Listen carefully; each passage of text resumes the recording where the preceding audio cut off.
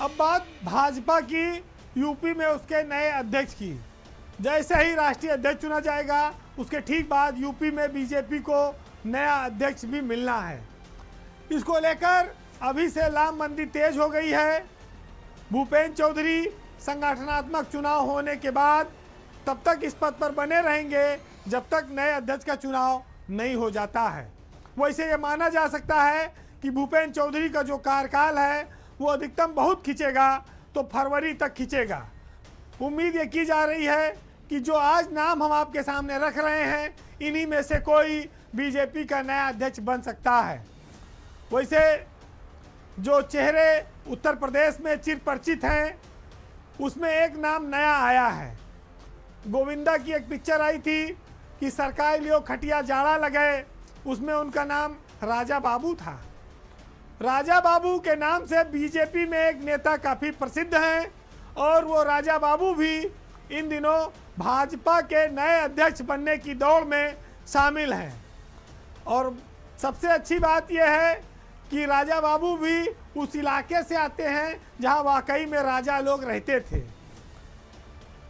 गोविंद नारायण शुक्ला भाजपा के एमएलसी हैं, महामंत्री हैं और उनका उपनाम राजा बाबू है। और गोविंद नारायण शुक्ला बीजेपी के महामंत्री होने के साथ साथ पहले एक फाइनेंस कंपनी के भी मालिक रहे हैं जिसका नाम है त्रिकोण फाइनेंस कंपनी। तो वो व्यवसाय में तो त्रिकोण भिड़ाकर सियासत के ऊंचे पायदान तक पहुंच चुके हैं। अब प्रदेश अध्यक्षी वाले त्रिकोण में वो कितना फिट होंगे ये फरवरी में पता चलेगा। इसके साथ ही आपको याद होगा कि बस्ती से सांसद रहे हरीश द्विवेदी जो इन दिनों भाजपा के राष्ट्रीय सचिव हैं और आसाम राज्य के प्रभारी हैं, वो भी उत्तर प्रदेश में गोविंद नारायण शुक्ला के साथ भाजपा अध्यक्ष बनने की लाइन में हैं। हरीश द्विवेदी संगठन के इस समय काफ़ी भरोसेमंद नेताओं में माने जा रहे हैं। उनका नाम तेजी से बीजेपी अध्यक्ष के लिए चल रहा है। विजय बहादुर पाठक भी इस रेस में हैं। वो भाजपा के एमएलसी हैं, महामंत्री रह चुके हैं, प्रदेश के उपाध्यक्ष हैं और लोकप्रिय नेता हैं। पहले प्रवक्ता भी रहे बहुत लंबे समय तक जब भाजपा विपक्ष में हुआ करती थी। तो कहा जाए जब भाजपा में गिनती के लोग बचे थे लाठी खाने वालों में, तब वहाँ पर विजय बहादुर पाठक भी टीवी पे बैठ के भाजपा का पक्ष बड़ी मजबूती से रखते थे। इस सब के अलावा, इन सवर्ण नामों के अलावा अब कुछ नाम ऐसे जो अदर कास्ट से आते हैं जिसमें केंद्रीय मंत्री बीएल वर्मा बहुत महत्वपूर्ण नाम है। वो जो है पहले उत्तर प्रदेश में यूपी सिडको के चेयरमैन रह चुके हैं, वो भी यूपी बीजेपी के प्रदेश अध्यक्ष बनाए जा सकते हैं। बीएल वर्मा सरल और सौम्य नेताओं में माने जाते हैं। वो दूसरी बार केंद्रीय मंत्री बने हैं, मोदी और अमित शाह के भरोसेमंद हैं, सरल हैं, बेदाग छवि है।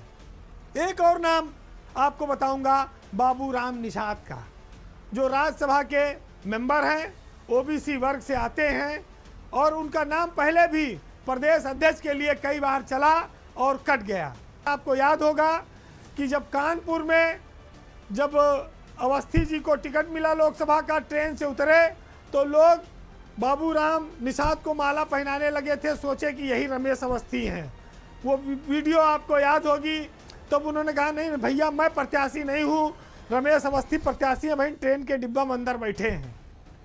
तो वो बाबूराम निषाद जो साहब गोई से अपनी मजबूरी जताने वाले और भाजपा में चुपचाप किनारे रहकर काम करने वाले नेता हैं, अगर वो बीजेपी के प्रदेश अध्यक्ष बनते हैं तो वो भी बीजेपी के समीकरण में फिट बैठेंगे और एक वो कारगर अध्यक्ष साबित होंगे। ये जो पांचों नाम आपको मैंने बताए, इन्हीं में से कोई ऐसा होगा जो भूपेंद्र चौधरी का उत्तराधिकारी बन सकता है।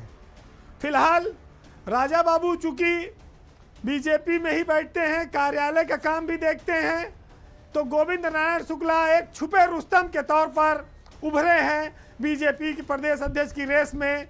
अब ये अंतिम मोहर तो केंद्रीय नेतृत्व ही लगाएगा, जिसमें मोदी और अमित शाह जो दो शीर्ष नेता हैं उनकी स्वीकृति के बाद ही किसी की किस्मत खुलेगी।